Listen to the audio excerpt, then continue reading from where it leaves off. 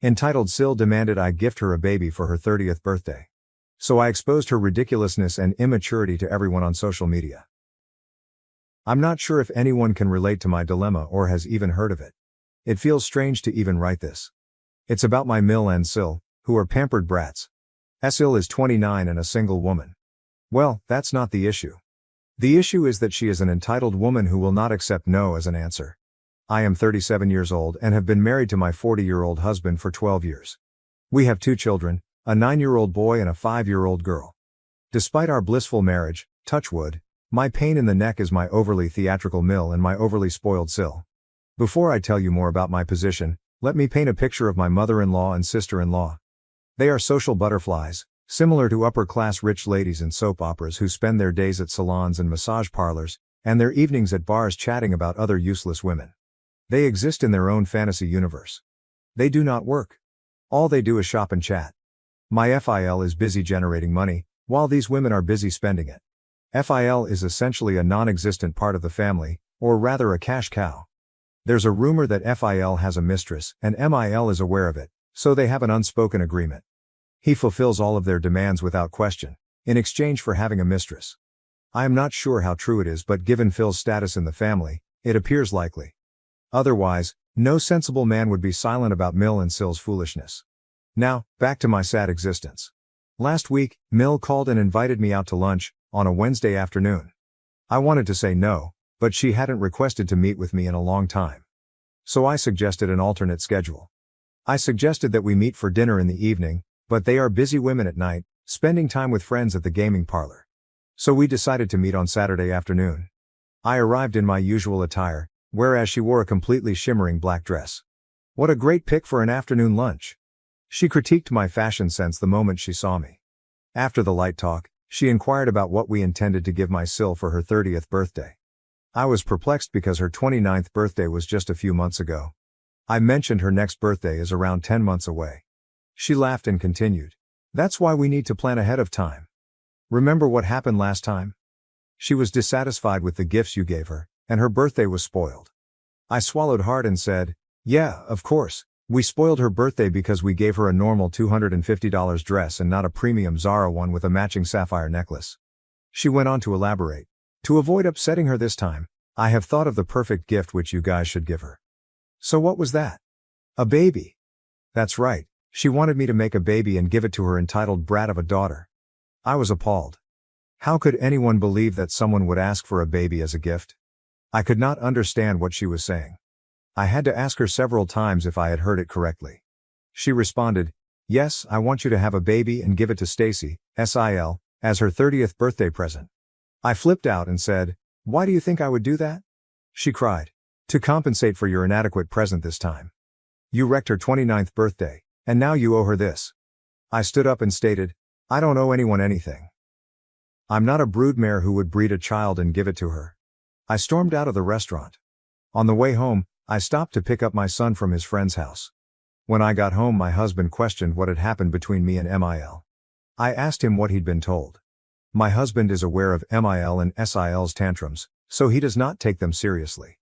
He explained, MIL called and said she suggested a present for Stacy's birthday, which you refused, and now she's mad at you. I responded, yes, she wanted your child to be given as a present to your sister. Do you want that? For a brief while, he assumed I was joking and making everything up. He was laughing and rolling on the floor as I told him the full story. Then alarmed, he asked, what is she even smoking? I made it obvious to him that I would not accept her demands. My husband reassured me, we are not having any more children, and we are definitely not giving one to Stacy. The following day was Sunday. We were both at home, relaxing on the couch and enjoying our day off, when Mill arrived at our house. I excused myself and went to my room, explaining that I was exhausted and needed to rest. Mill stopped me and said she came here to apologize for the previous day and begged me to hear her out. I was relieved that she had finally come to her senses. She apologized for not providing enough context in her request. She went on to explain, you know, Stacy is turning 30 next year and has been unmarried for a long time. It is driving her insane. She requires a distraction in life, and having a baby would be an excellent way to keep her happy. First and foremost, a newborn is a fully fledged human being, not cotton candy, brought in to keep children happy. If the spoilt brat requires distractions or a purpose in life, why doesn't she find a job? But no, the princess does not work.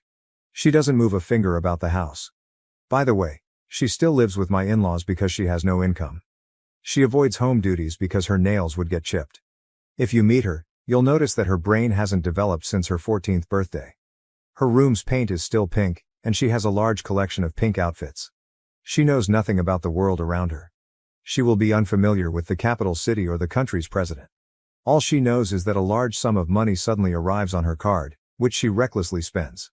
I responded, if Stacy is so keen on having a baby, why doesn't she adopt one? Mael laughed and said, don't be lazy. It's been a while since you were pregnant, so get the equipment back to work. Adopted newborns pose a significant risk. Who knows what diseases run in their family? It's safe with you folks.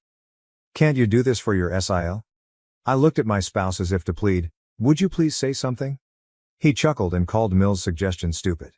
He stated that I had a lot of motherly responsibilities as well as a career to manage, and that I couldn't have another baby in the thick of it all. He also commented on how strange it would be if her brother was the father of her child.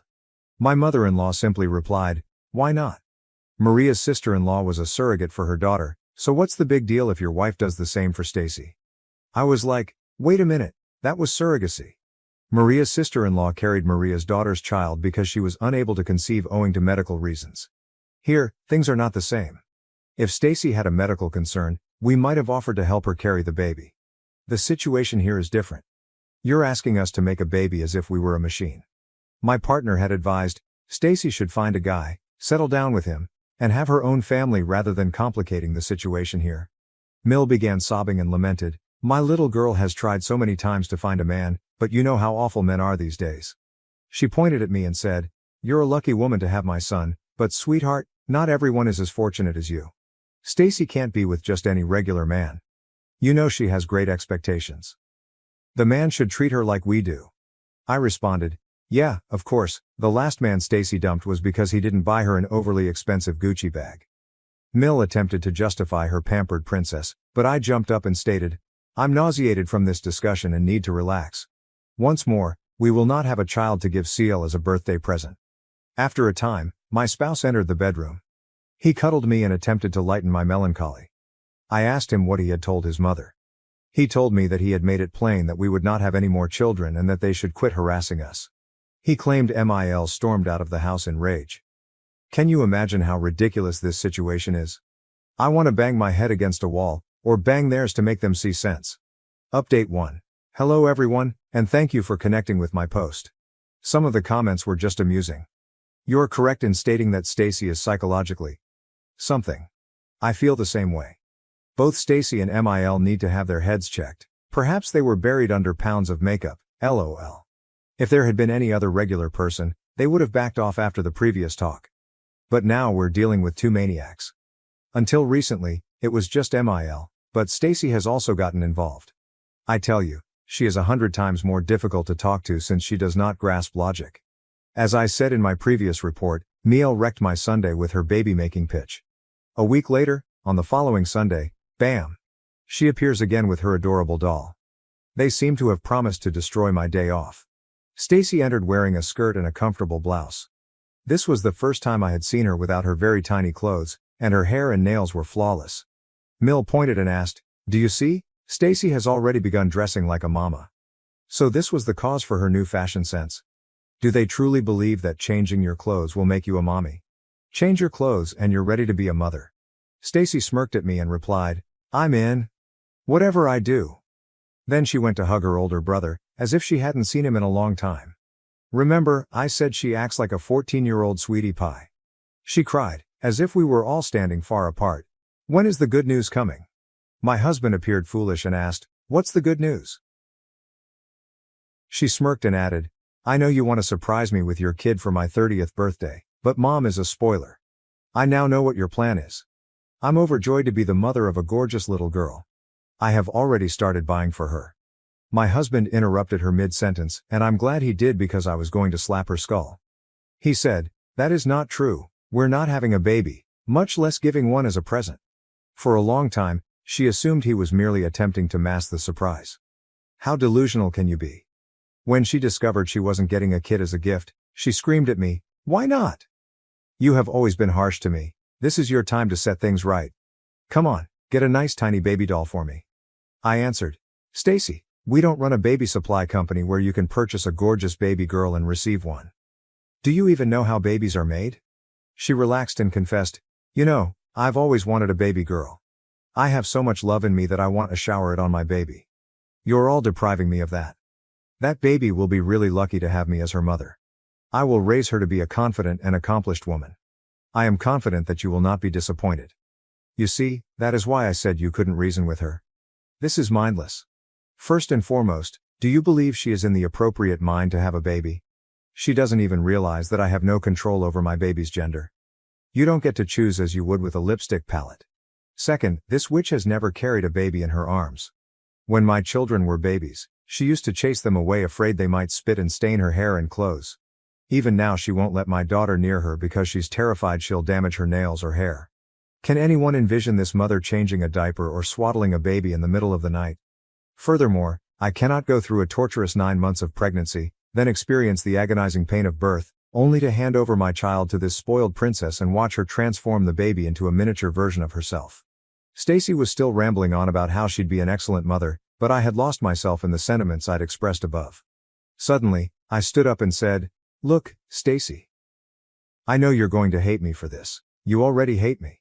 So it doesn't matter. I am not going to have a baby for you. Do you understand it, or should I write it down for you? Because it appears that you and your mother have lost both your hearing and your mind." My husband motioned for me to calm down, but I had lost my mind with their madness. I told them I didn't want to talk about it any further, and if they kept bothering me, I'd block them from my residence. I went into my room and closed the door. I'm not sure if I overstepped my boundaries, but look at them. I cannot put into words how toxic they are. My husband tried to indicate that I was being too outspoken, but I was so upset with everyone that he didn't dare say anything else. He just informed me that his mother and sister had called him a simp and then departed. I don't care what people say, he has to quit being a nice guy to everyone. I was expecting another showdown this Sunday, but it's been quiet so far, and I hope it continues.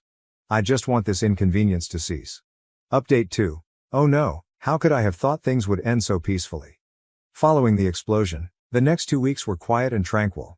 I felt so at ease without MIL showing up at our door. But God, it wasn't silent at all. There was a flurry of activity going on online that I was completely unaware of. Stacy had been defaming me on social media, alleging that I was taking away her chance to become a mother. She describes herself as a beauty guru and posts makeup tutorials. She has a respectable following on her account. I'm not extremely active on social media because I have a life outside of the screen, with 2 children and a real job. Anyway, Stacy said that her brother was game to have a baby for her, but I denied it. She stated that she has always wanted to be a mother, but because she is unmarried, she has had no luck with adoption. Such a lie. They never even attempted to adopt, and if they had, I'm sure she would have failed the adoption interview. Stacy said a lot of things to put me in a negative light. She said I was denying her a kid because she was unmarried and I held conservative, old-fashioned attitudes. I wanted to say that I was denying her the kid because she was stupid. I had no idea about her hatred campaign until my husband's aunt called and asked why I was doing this to Stacy. That was when I read everything. It was amusing how her foolish friends and relatives made me out to be the villain. Even if what she said is accurate, I have the right to say no. It is my body, and I may refuse. My husband encouraged me to ignore it, that it will pass like a season. I originally ignored it, but how can you not read public comments made against you? We are not that thick-skinned. I understood Stacy saw my quiet as weakness and was trash-talking me even more. My buddies and I devised a strategy to make Stacy pay for her actions. I called her and said, "I'm very concerned about the web campaign you're waging against me. The negativity is destroying my reputation. So I'm considering having a child for you." Yeah, I said it to please her ego. My reputation is ruined. I don't care what she or her foolish followers think of me, but she deserved to be put in her proper place. She's been a pain in my side for a long time, and it's finally time to deal with her. I responded, "Stacy, why don't you come over, and we can discuss a few things before we proceed." She was ecstatic, believing she had defeated me. When she came to my place, I replied, "Since I've agreed to your demands, why don't we go live and tell everyone you're having a baby soon? It would help to clear up any poor reviews, and you'd get a nice viewing time." She agreed right away because she enjoys social networking. We went live and I said, I have agreed to have a baby for Stacy, so let's take some questions for the future mom. Stacy was so pleased with her victory that she had no idea what she was heading into. I responded, "So Stacy, what plans do you have for the baby?" She giggled and exclaimed, "Oh, I'm so delighted to be a mother to a baby girl. I had already started buying for her. I'm going to make her look like a celebrity from the moment she's born. I will never leave her without makeup. She will always have to appear perfect and acceptable." I didn't explicitly state that no one could guarantee she'd have a baby girl, but I let the audience educate her on the subject. Her response had already outraged many people and the video was filled with harsh comments and trolls. Stacy was so focused on expressing herself that she missed everything else. I replied, "That's lovely, Stacy, but what about when the baby is fussy and crying? How are you going to handle that?" She responded, "The girls in our family do not cry, do they? I mean, I have never seen your daughter weep. She's always well dressed and calm." Without making her feel silly, I said, "That's because you've only seen her for a short time. Every baby cries. Every tidy, well-dressed infant is the result of many hours of hard effort by the mother." Her answer was, "Then you can take care of the crying, and when she's calm, I'll dress her up in cute frilly dresses and matching necklaces and tiaras, and I'll put makeup on her." I couldn't stop giggling and told Stacy, "Babies cry all day and night. Are you suggesting you'll bring her to me every time she cries and then take her back after she's finished?" She exclaimed, "Yes, that's correct. Why not?" I could no longer pretend and let out an evil laugh. She responded, "Are you trying to scare me off? How difficult could it be? You did it and I can do it too. I am so much better than you. I have more followers and a better fashion sense than you." She abruptly ended the live video while ranting. She was angry at me for grilling her on live camera, but she had no idea how much damage it had done to her. She stated, "We're game for the baby." As she walked away, I smiled calmly. My friend taped the entire live session. I wrote a lengthy essay detailing how Stacy and her mother had been pressuring me to have a child and give it to her as a birthday present. I methodically underlined all of the red flags that indicated why Stacy should not be trusted with a child. Her responses during the live stream were enough to let folks realize what an airheaded woman she is. I stated all of the additional things regarding Stacy that were not included in her responses. I tagged her in the post and shared it after midnight, thinking the princess would be sleeping. She'd wake up the next day and by the time she untagged herself, thousands of people would have seen the message. As expected, my post went viral, owing to Stacy's followers. Tagging her in the post allowed her fans to troll her extensively, with comments such as, "How could someone with such a low IQ even exist on this planet?" A single comment said, "Forget about being a mother. This woman shouldn't be left alone on the streets." Following this internet argument, my mother-in-law called me. Before she could say anything, I told her, "Before you say anything, please know that you are being recorded and I will not hesitate to post it publicly." My God, she hung up and did not call back. I didn't hear from the pampered princess again because I warned MIL that I was going to record all of their calls and conversations, as well as any attempts to make trouble at my place. It was quite satisfying to put them in their place. My husband and I are still giggling while reading the haters' comments on Stacy's video. It's just hilarious. Thank you for watching. If you haven't subscribed yet, please do so and hit the notification bell to stay updated with more shocking real-life stories happening around you.